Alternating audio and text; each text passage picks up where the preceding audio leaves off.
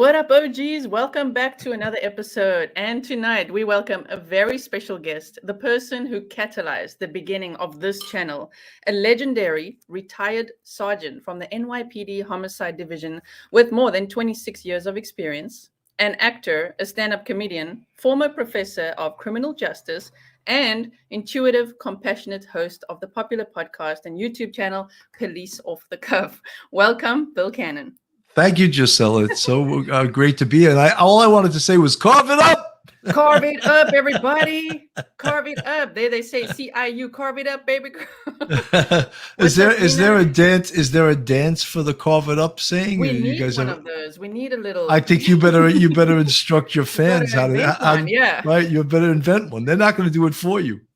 Absolutely. This is Lady Raquel Pranzo from your channel, right? Peter Pranzo's yes, wife, she's the great Lieutenant Pete's wife. Yes. Awesome. Welcome to the show. Carve it up, Dance Express. Hello, Lena, and the man of many amazing hats. Thank you, Rachella.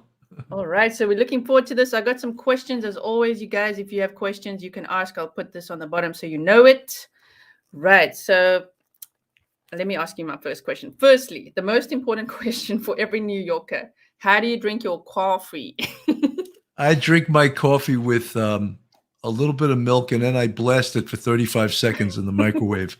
Because no matter where I go and have coffee, it's never the heat that I like it to be very hot. Yeah, I think I've got some New Yorker in me because I'm also like, it's got to be hot, hot, hot. Like the kettle got to boil and it's got to be ready, right? Right. It just never, a coffee pot never gets it to the heat that I like it, you know? Right? Yes, Debbie. Bill Cannon, the man, the myth, the legend. Wow. I don't know how I'm going to live up to that. My God. The man.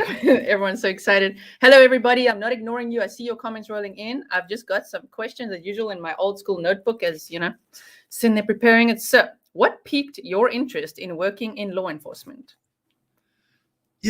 My father was a New York City cop, and also my younger brother. But I had gone to college for broadcast journalism, and I was sort of thinking of trying to get into that field.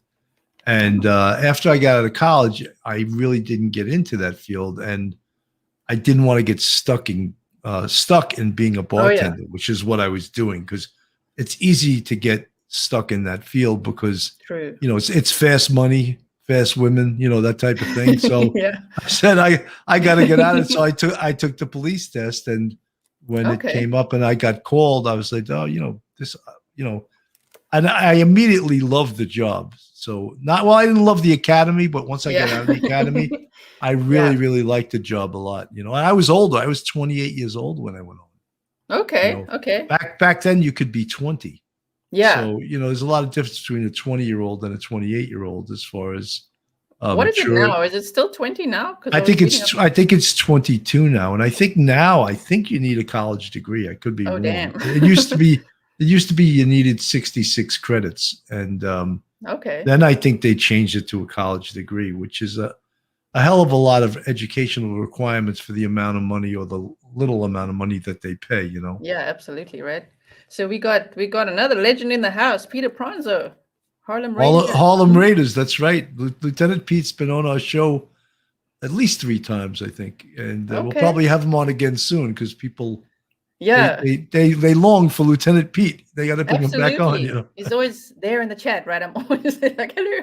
Great guy. Him and his wife, I think this year celebrated. I could be wrong. 50 years together, 50. Maybe it's more than that. Yeah. Damn, the couple goals right there. Hello, friends. What's up, Embla, as well? Okay, what would you say your key strengths were to succeed in your career as a sergeant? It's very different being, once you're a sergeant, you're what's considered a boss. Yeah. So now you're responsible for a lot of other people. And it's, it's hard enough to be responsible for yourself. Oh, Pete corrected me. They've been married 52 years. Sorry, Pete. I didn't mean to take those other 2 years. I know the other 2 years are tough, right? 52 years. So anyway, being a sergeant and once you're what's known as a boss, now you're responsible for a lot of people. So when I first made sergeant, I had less than 5 years on the police department. That's amazing. I found that, the biggest job of a boss is to make sure his guys don't get in trouble, to protect them in essence from themselves. Yeah. And I think Lieutenant Pete would probably agree with that, because sometimes they do stupid things, and you, as their boss, have to prevent them from doing stupid things. So Yeah. it's tough because, you know, they can do something stupid and get you in trouble, you Oh, know. that So is that's one, yeah, horrible. that's one of the Risk reasons you, management. yeah, that's why one of the reasons you have to be on top of your guys, you know. Yeah. I So like the way you say boss as well. I can't say it like you. That accent is just boss. It's better than coffee even. boss. Oh, Boss, you know, yeah. it's that lazy, Boss. it's that lazy boss. Yeah. Yeah. I It's a love lazy way. it. You know, when I went to college in Buffalo, they used to goof on the way we said beer. Oh, yeah. That's a very distinct way Beer? to beer, we say. And Beer. they, Yeah. I forget how they say it in Buffalo. Beers, they say, Beers. yeah. You know, Boss. I gotta practice using that. and coffee, yeah, And boss, coffee. Yeah. coffee, yeah, Love yeah. that. New York Hey, the accent. things that made me sexy on a YouTube channel prevented me from getting a lot of acting roles because of my Oh man. accent. You know that I know you gotta use that. You know, your Oh my. accent disqualifies you. We want a Midwest. That's what they Uh, want. They want that Midwest, unregionalized accent, you know. no. And we love that over here, the accent, right? Everybody, we agreeing, right? Have you or a family member ever been a victim of crime? Yeah, you know, I always tell this story. A month before I got on the police department, I it's a long story, but my roommate's girlfriend was shopping with his kids. His kids were 4 and 5 at the time, Yeah. and she was followed home into the apartment building by a robber with a gun, and he accosted her on the elevator, Wow. and she said, here's $500 and a gold chain. Just let me go. And he goes, no, baby, we're going up to your apartment.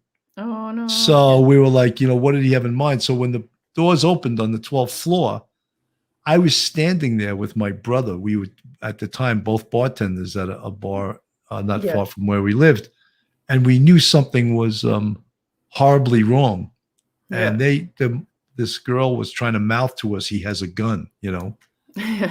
So she smartly said, could you help me get into the apartment? I'm having problems with my key. So I opened the apartment.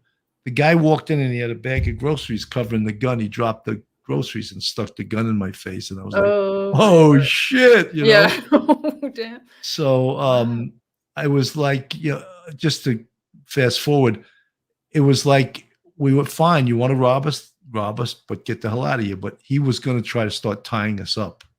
Okay. And I was like, no, this robbery is over.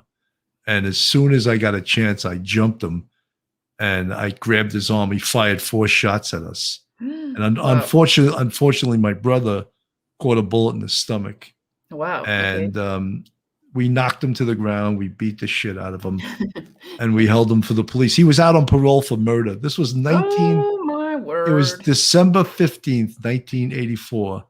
And I went into the academy January 21st, 1985. So that was my introduction to crime in New York City. You wanted to do more of that. I'm ready for this. Yeah. Whiskey Pete, what's up? He says everyone in New York has been robbed. In South Africa too, by the way.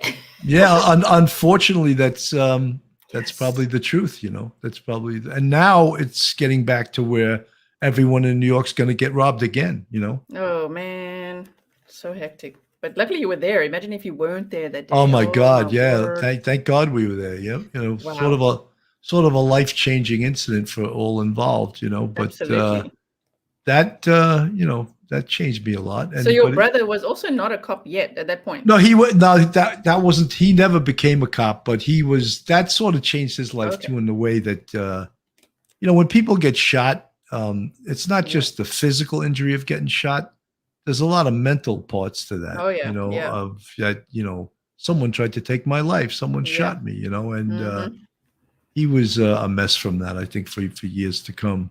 But you know, Yeah. luckily I got over it, and I went on and had an almost nearly 27-year police career after that. Yeah. How close to 27 was it? Because I hear you say it was like I 26. did 26 years, 9.5 months. So Oh, I man. always just rounded off to, Yeah, 27. you know, and the reason I would have stayed to exactly 27 years, Yeah. but the reason I didn't was because they owed me like $69,000. And if I didn't retire before November 30th, I would have had to have waited a full year to get that money. Oh And man. I Okay. needed it to pay for my son's college. So Okay. that's why I didn't do the Damn. exact 27 Yeah. years, Otherwise, you would have, Brad. You learned round Yeah, I numbers. would have, but that was a big 27. thing. I'm not Yeah. waiting a full year to get my money. So Right, that's, right. What's up, MC's audio? Mike's in the house. But hello, hey, hello, Mike, Gisela. that's Mike. Hey, Mike, thank you. I spoke to Mike, booked a great retired Yes. detective for me, Mordecai Shanansky. I can't even pronounce his last name, but he's over in Israel. And I got a call the other day from Israel. And I'm like, I'm not answering this damn phone. This has got to be you know, Yeah, what is this? this is a fake call. And it turned out it was Mordecai. And I spoke to him today. And he's booked Okay. for September 21st. I'm going to have him on. Wow, that is so awesome. Well done, Mike. That is really cool. Okay, so let's see. In your opinion, what is the best way to handle conflict? Wow. Well, with conflict, you want to try to de-escalate conflict. Yeah. Look, people in families. I did some screaming matches over this weekend with my son. And we still get. Sometimes it's good to blow off the steam as long as it doesn't come Yeah. to fisticuffs. But we disagreed about what time we were going to leave upstate, and I needed to leave at a certain time, and he needed Yeah. to stay there longer. And so he was holding me up. So we got into a little conflict. But yeah, I like to try to de-escalate things, Yeah. And that's especially true in police work. It's Yes. especially true in security. If you talk to any bouncer in a bar, the best bouncers never have to get physical because No, they true. know how to talk to people, And they're very tall. Yeah, well, it also Right. helps if you're 6'5", Yeah. 260 and, Right. can It's bench just like, 400 okay. pounds. Right. Yeah. So if you were in a bar or at a social function, what role do you naturally assume? Are you the quiet observer, the conversation starter? You know what I mean? Like in a room, like are you normally? I mean, it depends on my mood, I mean, I like to talk to people that I find interesting and stuff, but Yeah.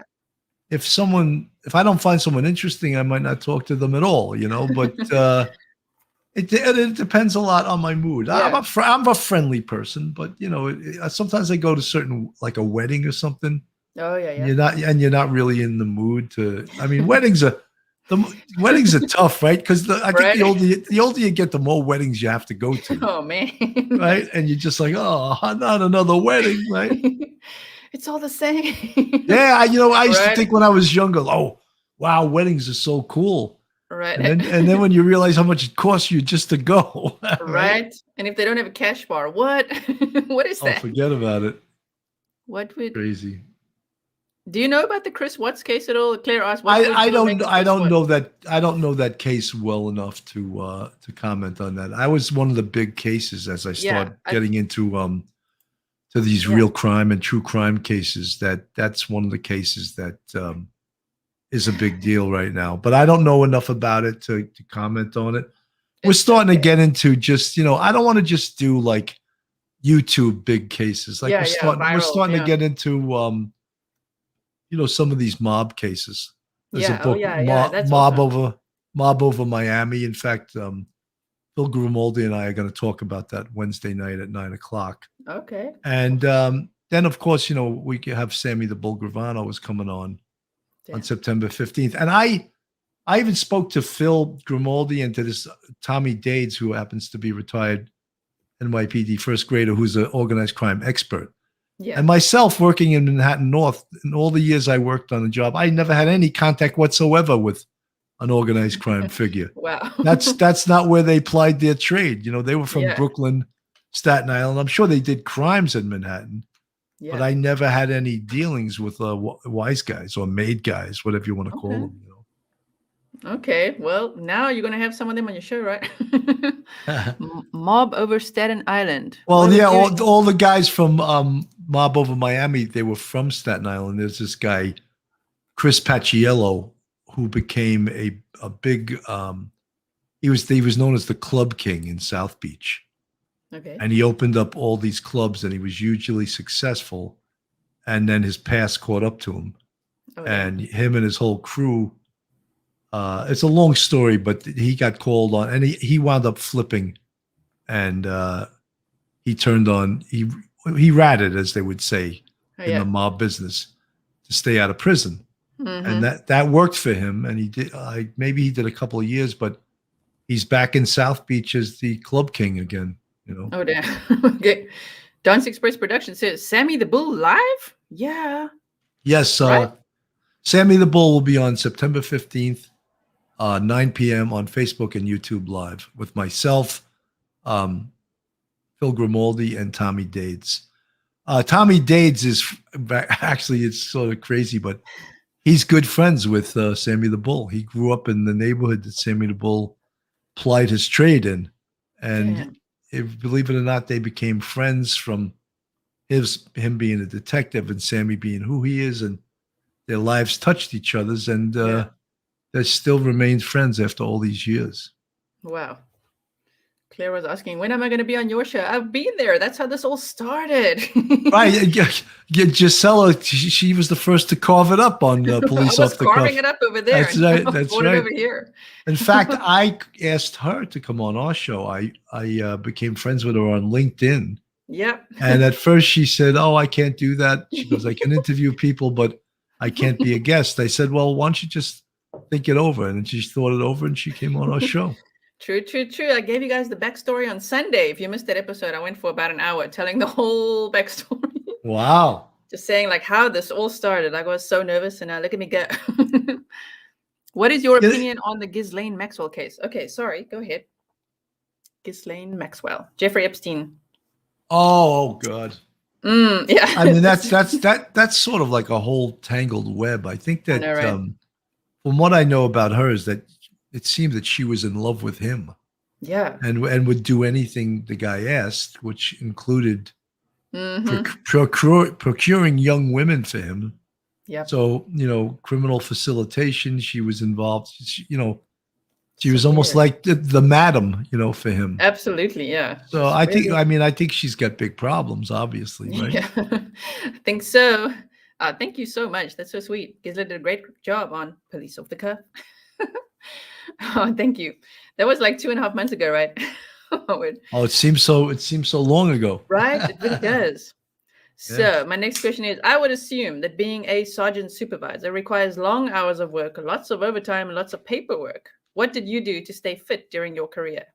During my entire police career, and still to this day, I work out like 4 or 5 days a week. And I go to the gym. I do, sometimes I take spin. You see me put these pictures of me sweating like a pig after see spin. The spin selfies, guys. That's a tough box. spin is really tough. It is. And I do it maybe 1 or 2 days a week, and then I lift weights and stuff. But I have so many injuries now at this age. Like both my shoulders have real bad arthritis. Ouch. So I can't really lift heavy anymore, but I still do what I can. Yeah. And I've had a left hip replacement. Damn. Okay. And I probably need a right hip replacement pretty soon because that's starting to hurt. So a lifetime of lifting weights. I'm paying for it now. I'll put it that way. Oh damn! Don't lift weights. No. I would say no. It's good. I would do it all over again the same Yeah. way. It's just that I probably have that in my family. Not everyone gets bad arthritis from lifting weights, but I think genetically it's in my family. Were you spinning like, you know what I mean? Like, were you cycling or doing spin class during your career as well? Or is this like I started taking it during my career, but it's, spin is really, you ever take spin? It's really hard. I have. It's really hard. At least they pump the music, right? I hope they do with you guys. Well, and if you have a good teacher, that helps to motivate you, Definitely. You can go with the rhythm of the music and not focus on the pain. They scream at you, they motivate you, Yeah. For some, screaming might not be that motivating, but I love it. I love spin class as well. Yeah, it's good. But here in the Netherlands, we just cycle everywhere, right? You just cycle everywhere. You don't have cars, really. Gisela, Claire Bright just asked another question. Will your channel make an episode? Yeah. 9/11. We've done 2, and I think we're going to do at least 2 more. A gentleman named Bob Martin, who wrote a book called 9/11 Remembered 20 Years Later. He's coming back on the show. Okay. On, I believe it's 9/9 at 7 p.m. And then I have a retired, I don't have the dates right in front of me, a retired fireman who lost Wow. half his firehouse Yeah.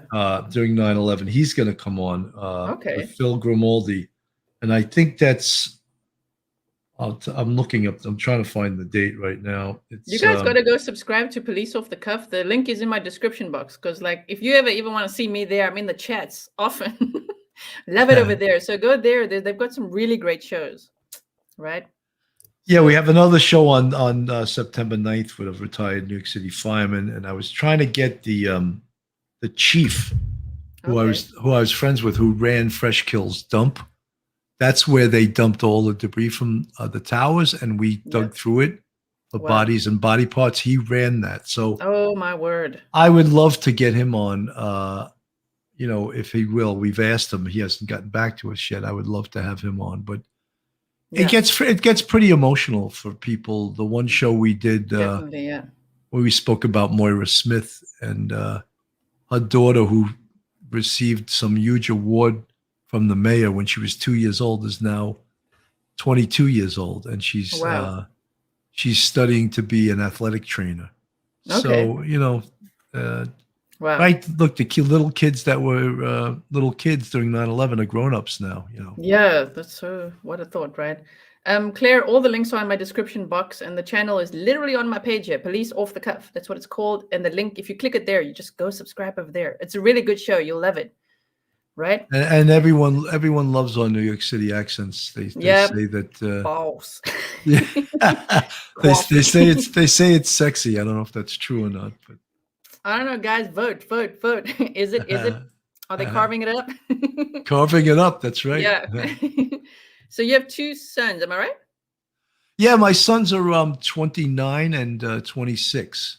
Okay, and are they interested in following your footsteps in the career No, path? I'm not too sure already. my oldest son during this COVID thing, right before COVID, he got his Oh, master's degree in international security, and okay. he now works in cybersecurity. Wow. Okay, that's awesome. So he can work anywhere because all he has to have Yeah. is a computer. And Damn. my youngest son, he's a film editor, so he Okay. also, but neither one chose law enforcement, which Wow. I'm just as happy that they did. Yeah, I was wondering, like, how would you feel about that? Would you want your sons to go into it? You know what I mean? I wouldn't push them into it, only if they Yeah. wanted it. But those are cool careers. Cybersecurity, damn, that's the future. Yeah, I think once he gets a couple of years under his belt, I think he can make really good money doing that. Absolutely, yeah, absolutely. So I'm just looking. I love Police Off the Cuff. Absolutely, we all love Police Off the Cuff. What kind of equipment did you have as a detective? Example, I mean, did you have a better gun than lower rank police officers, or handcuffs, or a taser, or because I don't really know what all they. when I forget exactly the year, I think it was 1992. The NYPD went from 38 caliber revolvers to 9mm semi-automatics, and because I was in anti-crime, which is a plainclothes unit, we were in the pilot program. They first tested these guns to see if it was feasible Okay. to have on the streets of New York. So I got my 9mm very early in 1992. And one of the reasons we switched over to semi-automatics was because cops on the streets of New York City were being outgunned by the criminals. Wow. There was an officer in, I think it was 1986, who was shot in the head as he was reloading his gun, and the PBA and the unions vowed that should never happen. Yeah. He should have a gun that has, a 9mm now has 16 rounds, has 15 in the clip, and you could put one in the chamber. You can top it off. Okay. But the officer, his name was Scott Goodell. He literally was killed reloading his gun, and that caused a lot of political pressure. Yeah. The powers that be to allow New York City cops to have 9mm that were, more powerful and also could hold more rounds than 6 rounds in a revolver. Okay, and you can still have a gun now, right? Like now that you're retired? Oh yeah, I still have all my guns. The only time I really carry is when I go into the city, or if I go to a shopping mall or something, I might take my gun with me. But day to day, I don't carry it. Okay. NASA intern over here. What's your thoughts on the Space Force, and do you think we'll ever need handheld weapons in space? That's a cool question. I think we need handheld weapons on Earth. Yeah, yeah, absolutely. But that was a cool question. Thank you, Matilda, for that one. Do you get to decide what precinct that you're assigned to? I believe you're on the 20. You know, the New York City Police Department, when you first come on, a lot of things are political. Yeah. So if you know someone and they call it a phone call, you can be placed in the precinct that you want to go to. It's called a hook. It's called a hook. Okay. Excuse me. Yeah, it's called a hook. So if you have a hook, and that's true with a lot of things on the police department, getting an assignment that is more desirable than other assignments. That's with a phone call, it can be done. And other things too, that's sort of sad, but they have a thing called grade. With detectives are third, second, and first, with first being the highest. Third grade is like an investigator. Second makes sergeants pay, and first makes lieutenants pay. Okay. So those can be a phone call too, which is sort of sad that it can be that way. Right. But all other ranks like sergeant, lieutenant, captain, you have to take a test. Okay. But the other ranks can be political also. Damn. Okay. Didn't know that. So I know that you are passionate about the combination of intuition and body language. Do you find that body language is a universal one, or does it vary across genders, cultures, and intelligence? I think everyone has the ability to read body language, and not all body language means the same thing for each person. So it's different. Like, you see these people that read body language and they're saying, oh, that means this means that. That's bullshit. You know what I mean? It means what it means in the situation that it's used. You know what I mean? In the context, right? Yeah. Absolutely. Yes, in the context. Absolutely. So to just say, this means, yeah, I'm impatient or I'm defensive.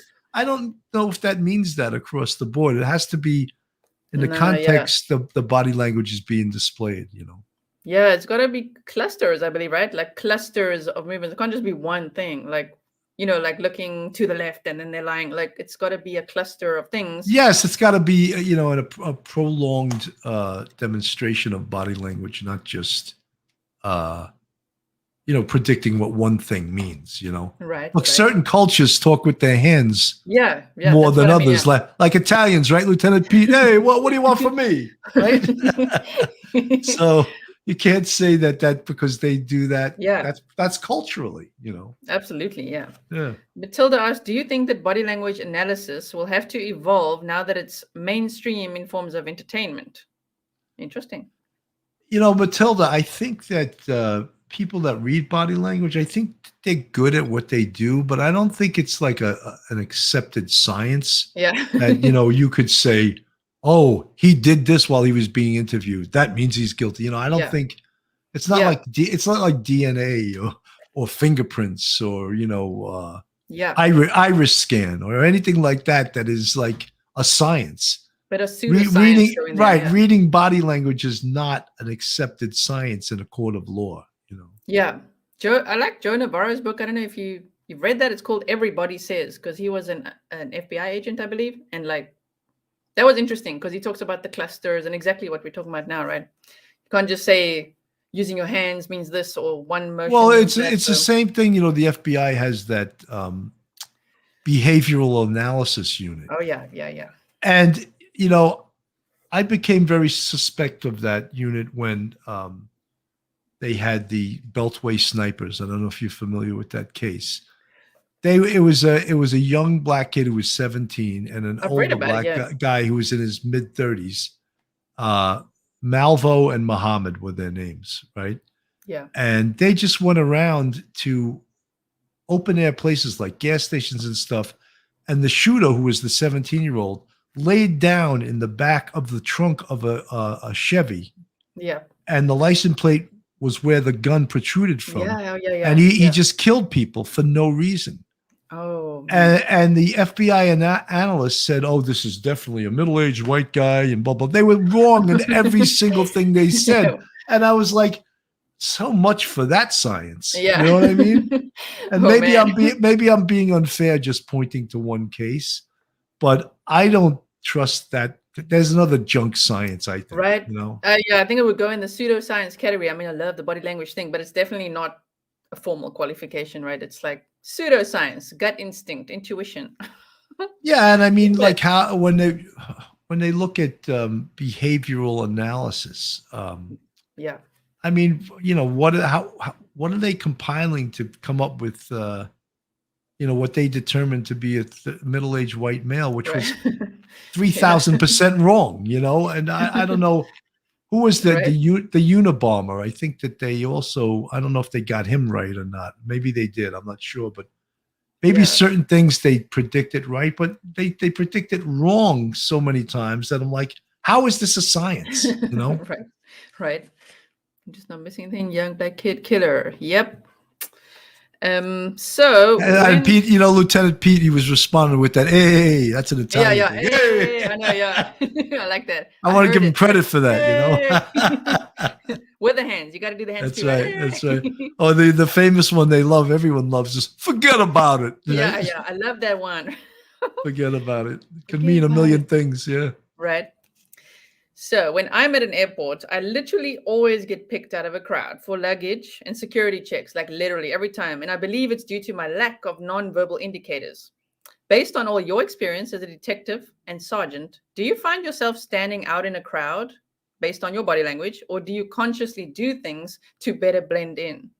You know You know what I something, mean? I don't give those airport people any credit that they know what they're doing, Right? you know, because first of all, airport security, they give no courtesy whatsoever to police.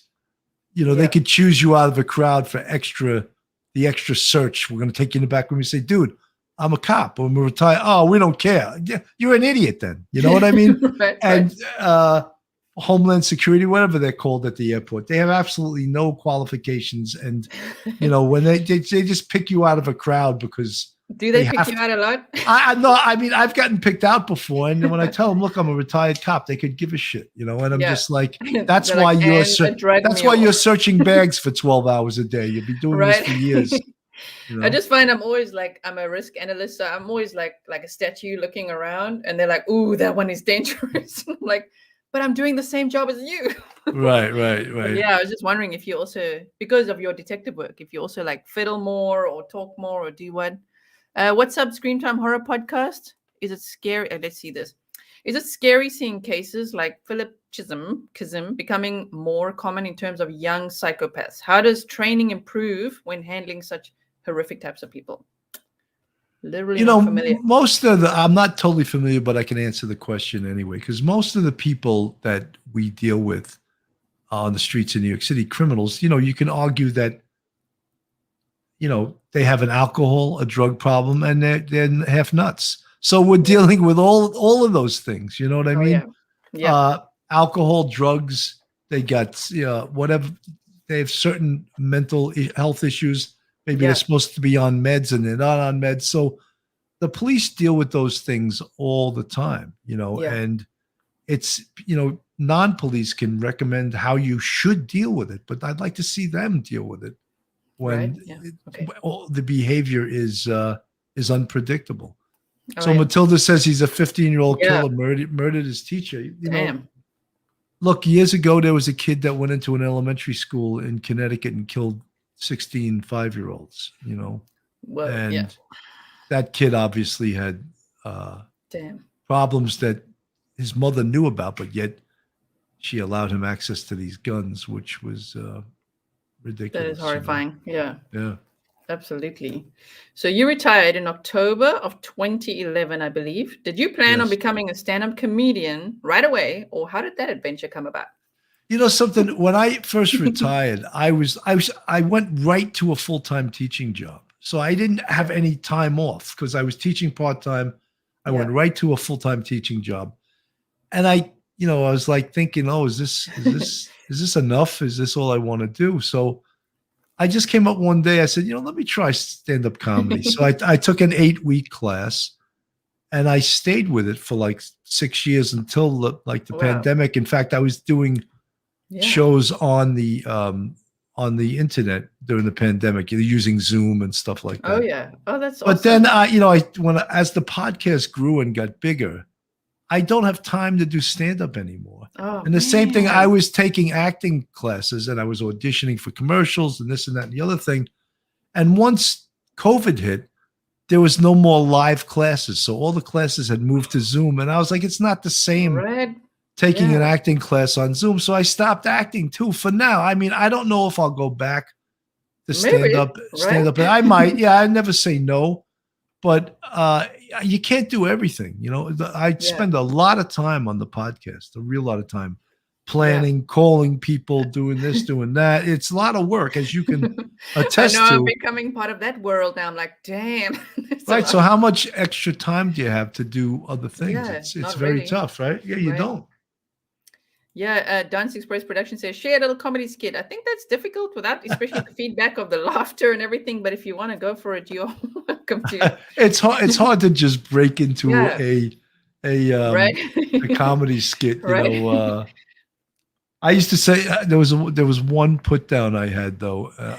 What the hell was the put down? I used to say if someone was like a heckler, Yeah. I would say, "Sir, do you like birds?" And the guy would say, "Yeah, why?" I'd say, "Well, you ever have a cockatoo?" Oh man, that is a And good that one for the would heckler. usually shut the heckler up, Right? Damn, Matilda, you're on the ball with the questions today. How are systems preparing for an influx of mental health issues arising in the youth? Okay. Philip Chisholm is supposed to be relocated to a prison now that he's of age. So how or why would the system protect him? Interesting. This is a mental health problem, right? Look, yeah, but one of the the most difficult people in the criminal justice system are juveniles, and they're the most violent. So Yeah. housing juveniles together with other juveniles, yeah, it's a Mhm. it's really a tough thing. And then mentally ill juveniles, it makes it even I more know, right? difficult. And then like it's not like in prison, oh, there's a movie at 2 and at 4 there's a dance, and at 6 tonight you can go have the barbecue. It's like there's not all those activities going on. Yeah. So you're there 24/7, 365, and think of the people that work there. Right? Oh my word. Damn.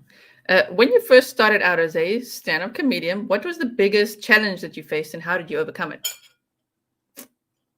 The biggest challenge is the writing part of it, because you have to write Mm. jokes, and you can't just write long stories, because some people think that there's many schools of thought in stand-up comedy, but some of the schools of thought think that there should be a punchline every 20 to 30 seconds. Wow. Now, that's not a hard and fast rule, but there's people that believe that. Wow. Because if you're Okay. just telling long stories and then there's Yeah. no point to it, the audience Yeah. is going to get antsy, and the audience isn't going to like you as a comic, So there has to be, a setup, Wow. and then at some point, a point of view, a setup, and a punchline. Yeah. And if 20 that to 30 seconds. That's quite a lot. I didn't think that is a 20 lot of jokes, but Wow. when you also think about it, 20 to 30 seconds is a long time too. True, especially when you're on stage. Everyone's Yeah. looking at you. And Be then, funny. I was at the point where I was doing like, I could do 30 minutes, 35 minutes. But now I haven't been doing it in a while. I would have a hard time doing like, 15 minutes now, I think, because I just haven't been on stage, Okay, yeah. Got to get back in practice. See, I would once it do all opens up. I used to run what was called an open mic every Monday night. Yeah. And I would run it at the local bar. So I hosted it, and then people would sign up and pay their $5 or whatever it was. Yeah. And they would get 5 minutes for $5. Wow. So I got up on stage at least doing that once, twice, 3 times a week. So it helps you. And you didn't always do your material. You try new stuff. Yeah. So, and the hardest audience for a stand-up comic is another comic. Because other comics try not to laugh because they're jealous, and they may not, they only think they're funny. They don't think you're funny. Oh no, I've never thought of that. That is a lot of pressure. It's like you trying to entertain another podcaster. Yeah, true. Some of them are hoping that you fail, right? True. Yes, it's probably more of those. Yeah, but there's some great support as well, right? So, but There is, damn, you know, comedy. something. Once I think that people realize you have something to offer and you're really working hard at it, I think people become very Yeah. supportive, you know. But I'm sure there's many people in comedy as well, and many people in podcasting that fail, Right. you know. We see them come and go. That is true. Bill, do you remember the Crazy Country Club? Yeah, wasn't that the place in Brooklyn where they used to cut your tie off with a scissor or something? Yeah, I think that's what it was. Thank you. Gisela, best. I'm saying Now, that and then telling myself. Gisela, you pronounce your name Gisela. I always say Gisela, but it's Yeah, Gisela. I think that's how you would say it in New York. A lot of whenever I went to New York or America, they always say Gisela. Yeah. But yeah, I say Gisela. I think it comes from the German way, but I don't mind either way, really. Now, are you of German descent? Yeah, my great grandparents are from Germany. Okay. So yeah, I mean, I'm second generation South African, but I mean, they all came from Europe, so it's like German. Yeah, And you have a pretty cool accent too, you know. it's a little mixed. Now, even in South Africa, they're like, "Where are you from?" I'm like, "I'm Oh, from here." it sounds like you're going to say, "Okay, I'm going to give you the anesthesiology and I'm going to take you to the OR." That's Right. what your accent sounds like. Right. So yeah, I think it's like South African American. That's my accent. Right. Too much American TV. Yes, and Mike's in the restroom. Oh damn. That was the Mike's place, the Crazy Country Club that I said they used to cut your tie off. Wow, yeah. And she said, Damn. "There's Mike's in Mike's the in the restroom." restroom. I think I may have been there. I'm not sure, but I know that people told me about that place because I was like, Okay. "Wow, if I go in there, I'm taking my tie off, my Yeah. $50 tie off before I go in there." You know. Wow. So I'm just checking. I'm not missing anything. Okay, cool. So in law enforcement, comedy, and life, do you have any advice on how to develop a thicker skin? Wow. You know, in law enforcement, that's part of the job. You know, you learn that Yeah. day one that you know, they teach you this thing in the academy called hooking your child. And when someone hooks your child, it means you in turn act like a child. So Okay. if Wow. someone is teasing you, how does another child react? They start crying or screaming, right? An adult has to be able to take that. So like they'd say, don't get hooked.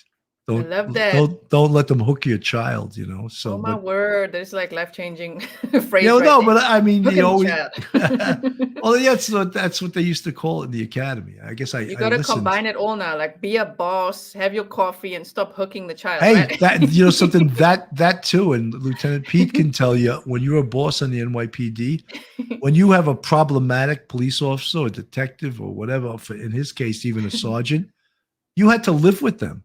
You know, many jobs would be like, he's out of here. Yeah. I'm just gonna transfer him, or he's fired. The NYPD, you have to live with that person. You can Oh, man. despise this person, but you have to somehow work with them. So Right. think about how difficult that is. That's That is really tough to difficult. do. Yeah. Yeah. Right. You Gotta have that thick skin. Don't hook the child, everyone. I like that. know? Practice that. You got to carve it up.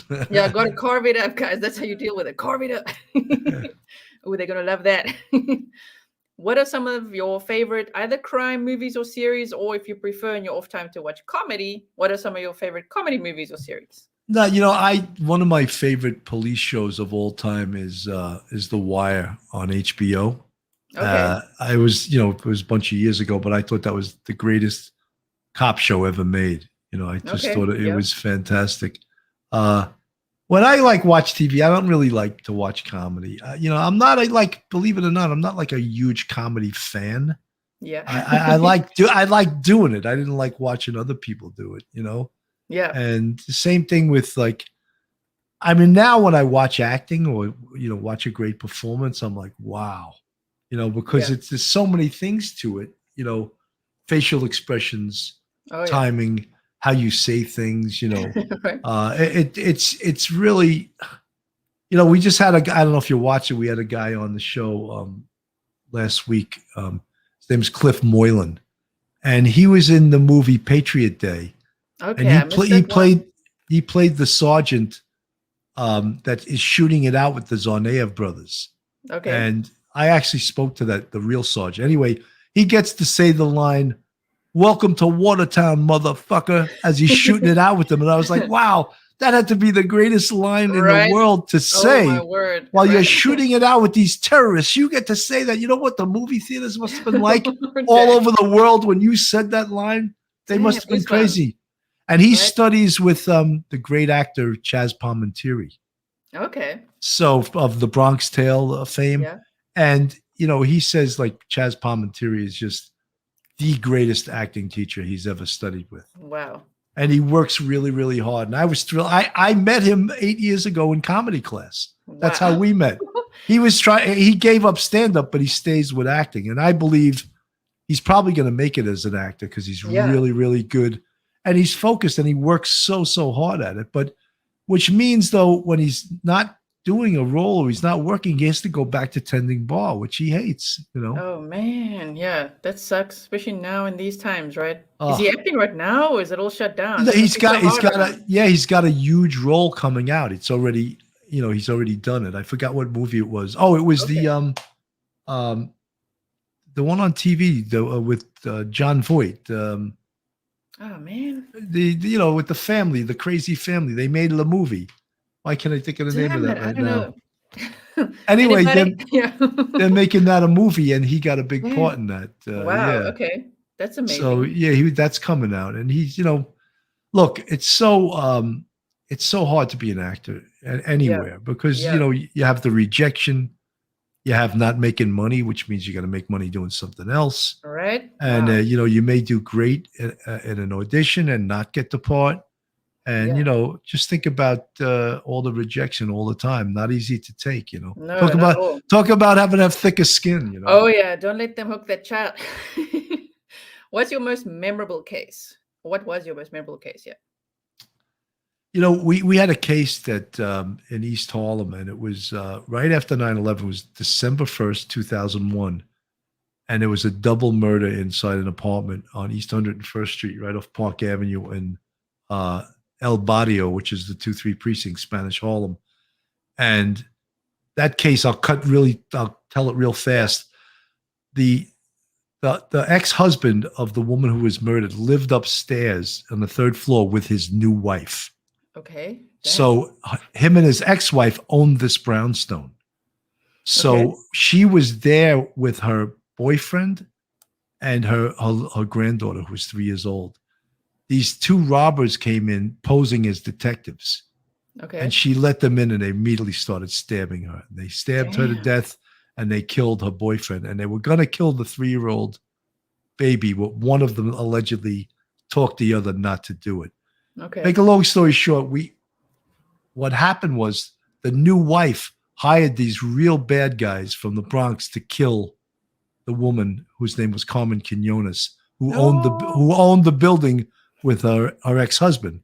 Wow. The new wife wanted to own that building, so she hired these guys to kill the ex-wife. Oh my word! And that case was featured on The Perfect Murder on television on one of their cases. Okay, wow! But it really was a spectacular case, and we had both the killers arrested within 6 days of the crime. Wow! And it took 4 to 5 years for the whole case to be done with, and the woman who hired them got life without parole, which was great. Okay. Yeah, great moment. Bye. Yeah. Well, she thought she was going to get away with it, you know. Yeah. And it took 4 years for her to get arrested.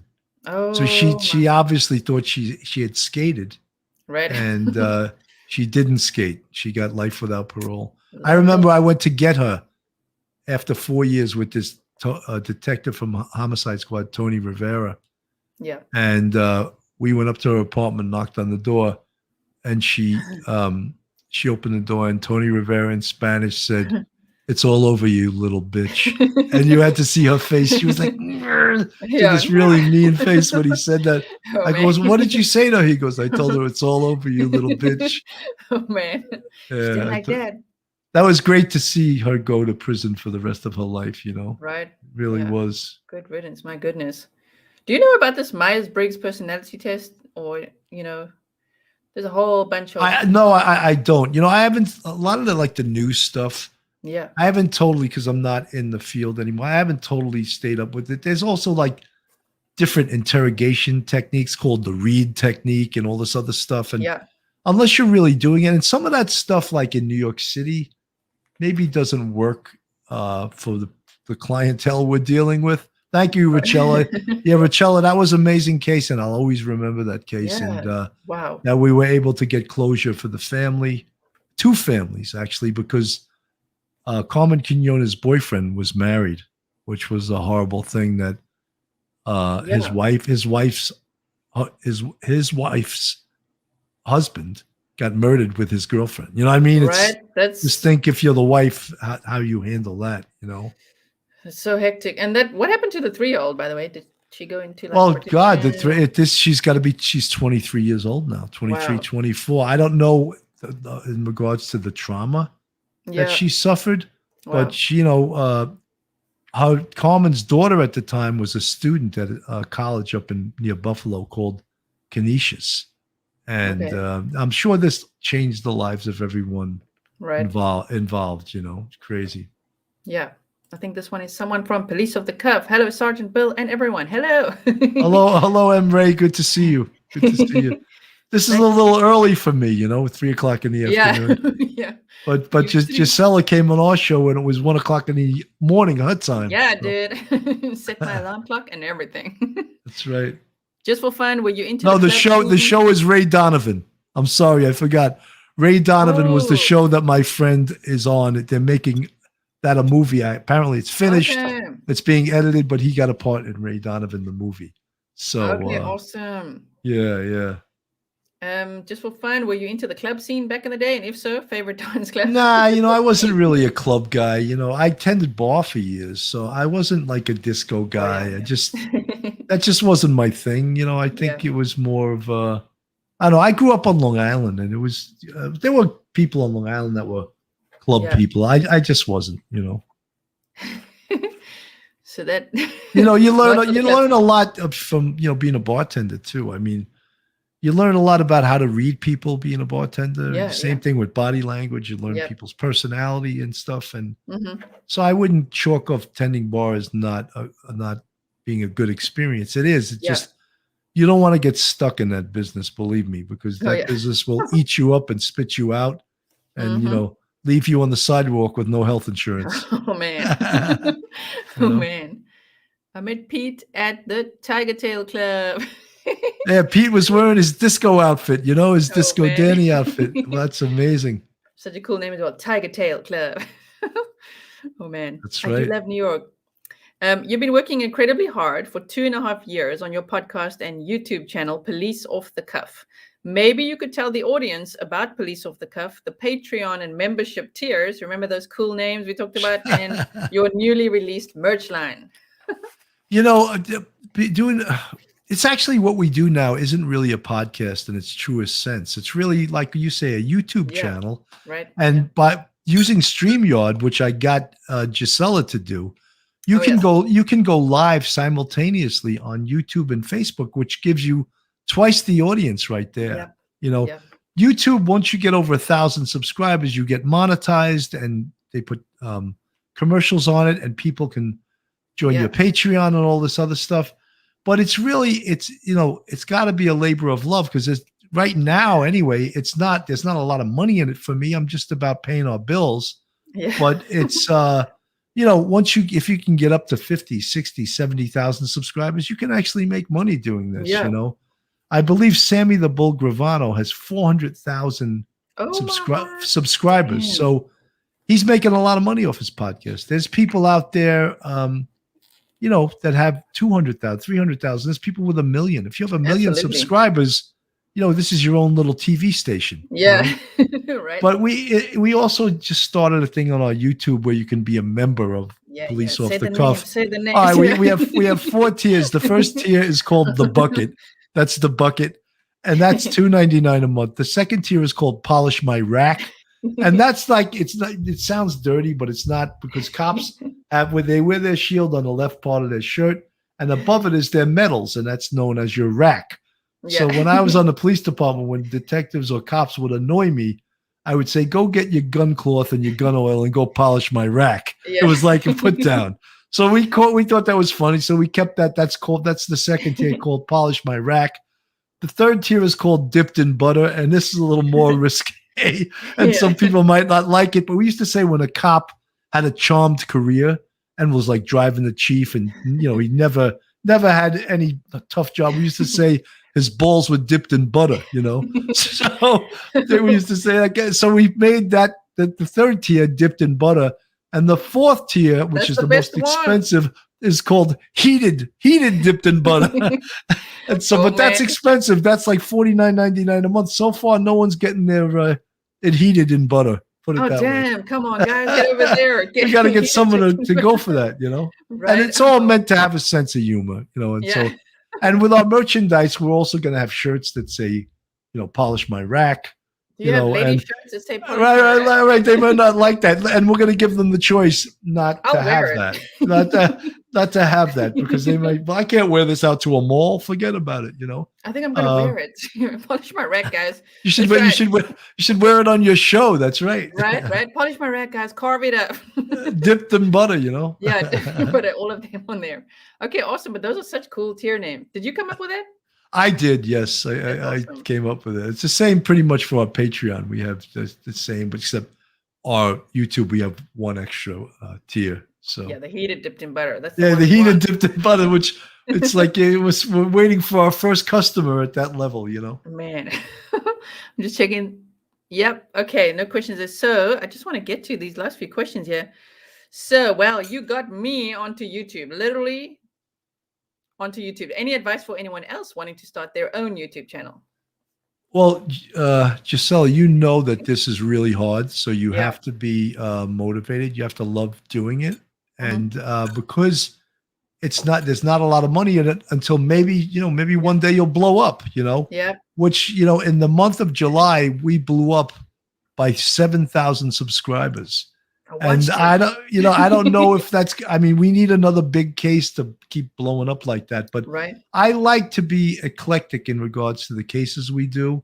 And I don't just want to do one case because it's popular. I want to do, I want to interview a lot of different people. And, we do, most of our show is that we interview people. You can do a show where just two of us talk. And I think Wednesday night, Phil and I are doing we're going to do a show on Mob Over Miami, which is about the Bath Avenue crew and a guy named Chris Paciello, who became the king of the Miami club scene.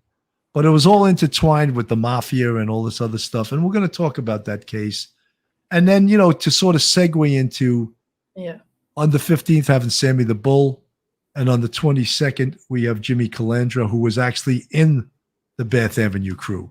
So we want to try to get a little more eclectic and just, I love talking about this stuff, and it's easy for me to talk about it because this obviously investigation was my background on the police department. Oh, yeah. Yeah. And, many people on YouTube, like I call them content creators. Yes. They have no background in investigation. So, but a lot of them are successful and they're just talking about these cases. Exactly. With no real knowledge about it. And I'm sort of baffled about it, Yeah. Like, how has this person got 100,000 subscribers and they don't know what they're talking about, They're doing their makeup and talking about true crime. Okay. There's some people, some of it is that. There's this one woman who's very beautiful. Yeah. I'm not going to say who she is, but she has a very successful show. Yeah. And she doesn't have a background in this, and it's like, to me, that's pretty amazing. Hey, God bless. If you sold it and people are going for it and people like your show, Right. Isn't there some people on YouTube that like put on makeup and they got like 2 million, right? 2 million subscribers? That's incredible. And same thing with like 5 million. TikTok, like TikTok. I wanted to try to learn how to do that. My son goes, "I'm not teaching you. You have enough of this, Dad. I'm tired of you doing all this stuff." So someone else has to teach me how to use TikTok. But that's another good thing that's out there. True. As you know, you got to be on every damn social media. I know it's so exhausting. It is exhausting after a while. Yeah. You don't have time for all of this stuff, Yeah, I do YouTube and Instagram. I'm like, damn, all these other things. Whew. I know. Okay. The time has just flown. Do you mind if we go over like 5 or 10 minutes? No, you sure? Yeah, that's fine. As long as the people are here and they find it interesting, Right. So yeah, I'm sure they do. They're all here. They're all just staying here. Awesome. So Dance Express, did you just subscribe to Police Off the Cuff? yes. Thank you so much. I appreciate that. Now Yeah, go over you're there, gonna do guys. some dance moves and tell us Yeah, yeah. the Carve it up. latest To tunes. remember. Carve it up over there. If you had an unlimited budget for the next 5 years, what would you do with it? You mean for my show? For anything. Anything. Like you literally just, I don't know, win the lottery or something. Just You know, unlimited budget. I would always want to be busy doing something that I love to do. Yeah. But I like, I like warm weather. I think I would move to Florida. Nice. And I still might do that down the road, but I can still do my show from Florida.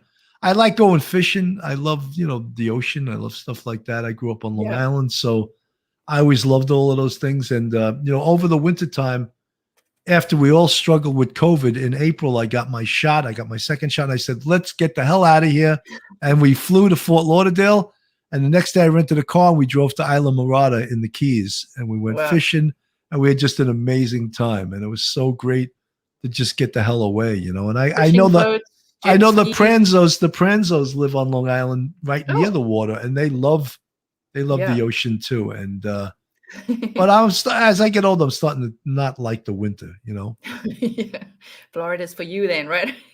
I'd certainly like to try it. I've lived here all my life. So, and a lot of sometimes people here, they do the snowbird thing. They do 6 months in Florida, 6 months back. Yeah, true.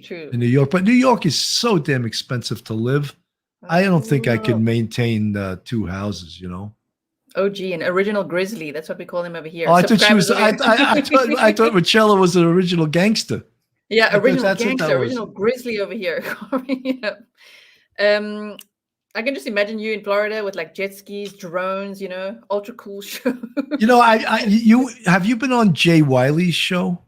No. He's on Law Enforcement Today, but he has a really successful podcast, and he's also a radio guy. He's in like 50 stations nationally. You should hit him up. Tell him I sent you there. But he lives in Fort Lauderdale, and I was like, because I went to Florida. He goes, "How come you didn't stop and visit me?" I go, "I wasn't there long enough to visit all the people that wanted me to visit, so I didn't tell anyone I was there." If you guys are wondering where all the cool guests are coming from, We've got some connections over here. We've got a cool lineup still coming up. Phil Grimaldi's going to be on the show.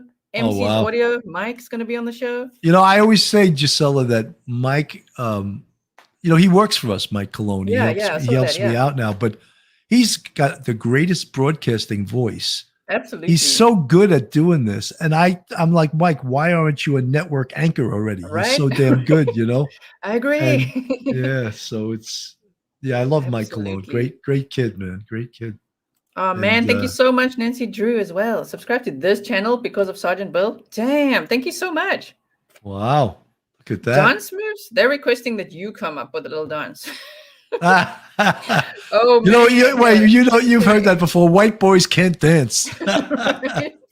Oh, man. What's the best compliment that you've ever gotten?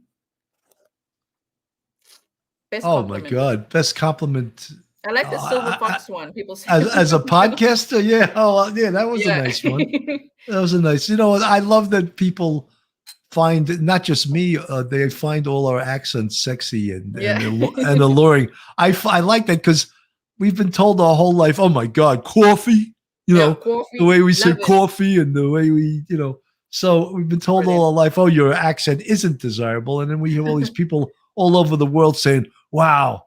That's the coolest accent, that's great, Coffee. You got to travel. Imagine coming to the Netherlands or Europe and walking around saying boss. Boss. They'll love that, right? He's a boss. Give me the coffee, boss. Right? Okay, I've got one more question after this. So any suggestions for character studies for a female cop as an actor open to looking for lady cop roles? Damn. Character Oh my studies. God, there was just that show on TV. I can't think of the name of it now. And a woman played a police sergeant, and she was just amazing. Wow. It was a series, and it's actually re-upping now, but it was so good. It was like, I'm sorry, I can't remember these things. Maybe I'm just getting too old to have a long-term memory. Yeah, no, it's not Dexter, but Well, Great even that question. show, I thought that show Ozark was great. I don't know if any of you Okay, guys yeah. watched that. That was a great show. But I usually don't watch a lot of, my wife and my kids watch, Netflix a lot. Oh And yeah. they discover a great show and say, "Oh, you got to watch this." And I'll say, "All You're right." And busy then YouTubing, right? You're busy yeah, YouTubing. I I start don't watching it, and know. sometimes, I like it a lot. And I go, "Wow, that was pretty damn good." You're right, it was good. Yeah, You know, yeah. but for me to sit down and get into a show, I really have to Yeah. like it. Sounds like me, right? Yeah. um, Last question. How often do you go to spin class and where can people follow you to see those post-class selfies? I put them on Instagram probably once a week. I usually just take spin on Saturday and Sunday, always Saturday, because I love the teacher. She's really like aggressive, and she curses at us the whole time. She calls us our little fuckers. Oh, And that what? motivates me, and Wow. like she tells the people, she goes, "If you don't like cursing, you don't like me doing this, just leave. I don't, there's a line to come in here." And she's so right, because people that Damn. complain about it, they just don't go to a class. That's her Right. style. That's her style, and it motivates the hell out of me. Damn, I would love to go to that kind of class. That She's sounds good. awesome. She's So really yeah, if good. you want to follow Sergeant Bill Cannon on Instagram, the link is in the description box. A lot of these people follow me on Instagram there, so go head over and follow there for the And Gisela, I met you on LinkedIn. I'm on yes, LinkedIn too, and yes, I'm on Twitter. I don't go on Twitter that often. yeah. It's just that, I can't navigate all these damn Right, things, same. I don't have Twitter anymore either. I'm like, I And don't I know. was trying to, as I told you, I was trying to figure out TikTok, and I was like, Yeah. I asked my son to help me, and he refused to help me. So they're Oh getting tired. man. They're getting tired of me. Oh, come on. TikTok's fun, but it's like a whole nother platform to create a whole nother form of content. Like it's so Right. I exhausting. tried exactly. It's too exhausting. You're right. Right. And then if you want to promote your show, I just don't know if people go from there to the show. I think you got to create your own content on there, which is like, oh, it's so exhausting. Right. Right. So many Well, you know videos. what? In a way, they better monetize Facebook, because I must have at least 500,000 views on Facebook. And it Okay. Yeah. doesn't help you, though, other than to Right. let people know that you're on there. They're not doing anything for you Yeah. monetizing wise. So YouTube is the way to yeah. go. Yeah, I just do YouTube is the Facebook, way. sometimes Instagram. Yeah, absolutely. And I'm on it. we Yeah. we were late. We were late to pushing. We just started pushing YouTube this year. Mm-hmm. So we were sort of late to it, because our podcast, we've been for 2.5 years, but we just started pushing YouTube probably, Right. last 6 or 7 months. Yeah. So it's taken us a while. Hopefully we'll take off, and we'll live happily It's ever taking after. I don't off. know. It's going. It's going. It's Steaming starting ahead. to. Yeah. Yeah. Anything Steaming else ahead. you want to like plug or say or anything? No, something. I mean, sometimes I think that maybe people get sick of us plugging ourselves all the time, but we sort of have to do it. Not over here. Yeah. But I found it so interesting that you were once an airline pilot. That to Yeah. me is amazing. Wow. Do you still fly? I don't fly anymore. It's kind of a sad story because there was actually so much crime in there, sexual harassment, drug smuggling, everything. I just couldn't take it anymore. It's really difficult to be Was like it sexual harassment from your fellow pilots? yeah, every Wow. flight. Literally every Wow. flight. You work so hard to get there, and every flight, and sometimes it ends up in sexual assault. Like it's really traumatic to be there. So I find it really sad to actually end that career. Sometimes I watch videos still on people flying and stuff, and I cry because I'm Wow, like, it that's too was bad. amazing, but it's just so traumatic. So, but I do still look up when I see aircraft coming over. But And you shouldn't give up that skill, though, of being able to it's fly a very plane. expensive to renew. So I gotta really build this little YouTube channel, write a lot of books if I ever want to. That's the problem. It's like a rich kid's game. I had a scholarship to get into it, yeah. But now as well, now in Europe, the licensing is totally new. My South African license doesn't really count. Wow. So it's quite difficult. It's quite a difficult industry. But yeah. Hi, Nancy. Yep. Any other questions from anyone else? No questions? Anything else you want to plug? I think they've had it with me at this No, point. I doubt it. They're still all here, which is amazing. Amazing audience retention. But it's so great it was really great to have you on the show, and I hope you'll be back again. I would love to come back, and we stay in touch, because I see you. Yeah. I always say it to Duty Ron, who has helped me so much with my podcast more than Yeah. anyone. He's he deserves a lot of credit with helping a police off the cuff. And I always say it's great for podcasters to cross-pollinate. Absolutely, yeah. Meaning we go on each other's shows Right. and plug each other, and that helps a great deal. And Right. Yeah. I really believe in that. And as I said, he's helped me tremendously. And I want to say, last words I would have is just to carve it up on this channel. Yeah, carve it up, everybody. It's so sad you had to give up your career. I really did. I really did. I just had to, I cracked a little bit. Covered it all. Okay, no questions. Wow. Matilda always says, I reckon we should go to 30. So if we go over the hour, she's like, go to 30. Oh, yeah. Claire Bright, thank you so much for subscribing Yeah, to my awesome. channel. Claire, you will love this show. You will love I it. appreciate that. And the chats are super fun as well. Like super. We try to bring you know what, I understand that YouTube is a huge female audience, more females than males. And originally our podcast catered more to males because it was the police crowd, but they're not a dependable crowd. The dependable crowd are the women that love these YouTube channels. Right. And I understand that, but we also walk a tightrope of, I don't want to upset anyone. Like when I said even the dipped in butter thing or polish my rack, I'm worrying that someone's going to say, "Oh, that's disgusting." Yeah. But I think if it's done in humor and it's meant to be funny, it's not like it's not dirty in a way. It's just no. It's supposed to be funny, right? You guys have got a great balance of that. Have your analytics changed at all? Like that you have more? Yeah, we used to be 82% male. Now we're 87% female. Damn. Okay. It's since I've been on the show, guy. No, yeah, look at that. Gisela knocked it over the top. She carved it up for us. On there, carved it up. No.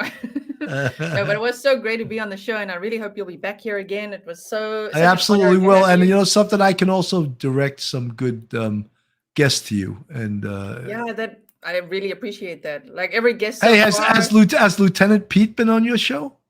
Not yet. Not yet. So then, what the hell are you waiting for? He's a great guest. I know, right? I will be contacting Lieutenant Peter. Yeah, he's a great guest. Yeah, so anyone watching from Police Off the Cuff, any guests you want to be on the show, you're welcome. Really, the door is wide open. I'm about to subscribe so hard. Matilda, I'm about to subscribe so hard. That's great. Man, they're gonna go subscribe. You made me laugh tonight. Thank you. I'm gonna be carving up my rack. That's a new one, right? Carve up my rack. Yeah, we all gotta get the merch. They've got it. You've got merch, right? For it's not all out yet. We're using this Teespring, I think. Oh yeah. And Josh, who's our producer, is having a hard time getting it all up there. It's not. They don't make anything easy. Yeah, right now, I think the only thing available is like, what's that called? The metal coffee cup that call it a certain thing. Oh, yeah. Tumbler or something. Yeah, tumbler. Yeah, that's the only thing out right now. He doesn't have the regular mug. He's trying to get the shirts.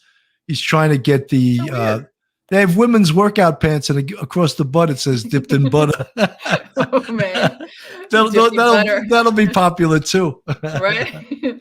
Oh, give me some of that. Well, if you need any help with the Teespring stuff, carve it up. I can do that. Oh, really? I should let Josh hit you up, and maybe you could talk to him about it. Absolutely. Let's cross-pollinate. Yeah, cross-pollinate. Right? I love that. That's a good expression too. I should get a shirt that says cross-pollinate. Absolutely. I love that. We should all cross-pollinate. Carve it up and polish racks and dip everything in butter. Oh, man. Well, thank you so much to everyone who joined us tonight. It was so nice to have such a cool audience here for this amazing show. It was such an honor to have Sergeant Bill Cannon, retired Sergeant Bill Cannon, professor, right? I won't say the whole mouthful again, but it was such an honor. Many hats. Yeah, you got to wear many hats in this life, Right. Absolutely. Great show from Mike MC's Audio. We look forward to having Mike on the show on Monday. Wow. So excited. Great. And then Lizzie Hirschberger is next week, Thursday. Oh, right? I can't. That's great. There's another guest. Did she call you or did you call her? No, she found me on Instagram and then I emailed her and now I'm reading her book. She was also on the guy from Law Enforcement Today, Jay Wiley. He did a show. He did a show with us, so maybe she could hook you up with Jay Wiley. I try to help out people that a former Yeah. guest, get them on other shows. Yeah, you definitely need the cross-pollinate shirt. That's Cross-pollinate in butter. that's right. That's right. Right? For Is it sure. cool breaking into the YouTube world where policing as a profession is praised more than demonized? Is it cool breaking into the YouTube world? Yeah, I tell you the truth, it's because people that are in the YouTube world like the police and they support the police. So Yeah. that's every once in a while you get a hater, but Yeah. most of Yeah. the people like the police. So That's it's, where you don't hook the child. that's right. Look at this. You're gonna have a Right? glossary of Bill Right? Cannonisms. Yeah, exactly. I like that. I should publish that sometime. That's That's my right. next book, a glossary of Bill Cannonisms. I love that. Thank you so much, Claire, for being here, and everyone for being here. It was such an honor. We will see you. I'll see you guys again tomorrow night, as always. You could see Bill tomorrow night too on his show, and tonight on your show, right? No, I'm not on a show tonight. I'm tomorrow night. Tomorrow night, Tonight, okay. I took the night off for a change. I've been doing a lot of stuff, so it's nice to have the night off. Absolutely. So I hope you enjoy your night off. They say excited. Detective Phil is guesting here too. Absolutely love him. Right? He's a Joe Pesci lookalike. Yeah, and I say Robert De Niro. I'm just like, I don't know. He reminds me of Robert De Niro from like Meet the Fockers. Yep. Yeah.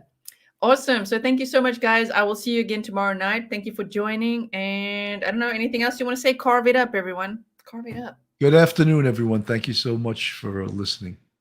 Bye. Watching.